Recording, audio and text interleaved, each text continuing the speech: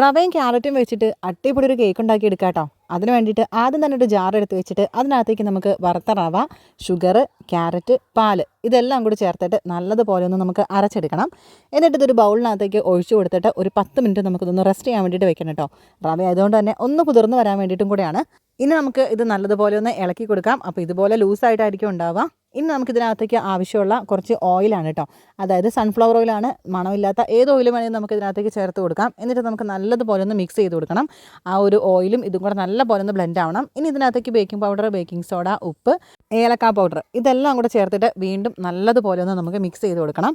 ഇനി നമുക്ക് ബേക്ക് ചെയ്യുന്നതിൻ്റെ തൊട്ട് മുന്നേ അതിനകത്തേക്ക് ഏകദേശം ഒരു 1/2 ടീസ്പൂണോളം വൈറ്റ് വിനാഗറാണ്, അതും കൂടെ ചേർത്ത് കൊടുത്ത് നല്ലതുപോലെ ഒന്ന് മിക്സ് ചെയ്തിട്ട് ഒരു 6 ഇഞ്ചിൻ്റെ കേക്ക് ടിന്നകത്തേക്ക് നമുക്കിതൊന്ന് ഒഴിച്ചു കൊടുക്കാം. എന്നിട്ട് നമുക്ക് ഓവനിലാണെന്നുണ്ടെങ്കിൽ ഒരു 35 മിനിറ്റ് 180 ഡിഗ്രിയിൽ വെച്ച് കൊടുത്തിട്ടുണ്ടെങ്കിൽ അടിപൊളി കേക്ക് റെഡി ആവും കേട്ടോ. ഇതിന് മേളിലേക്ക് കുറച്ച് ക്യാരറ്റും കുറച്ച് എള്ളും കൂടെ നമ്മളൊന്ന് ഇട്ടും കൂടെ ഗാർണിഷും കൂടെ ചെയ്ത് കൊടുത്തിട്ടുണ്ട്. അപ്പോൾ ഈ ഒരു വീഡിയോ നിങ്ങൾക്ക് ഇഷ്ടപ്പെട്ടെങ്കിൽ ലൈക്ക് ചെയ്യാനും സപ്പോർട്ട് ചെയ്യാനും മറക്കരുത്.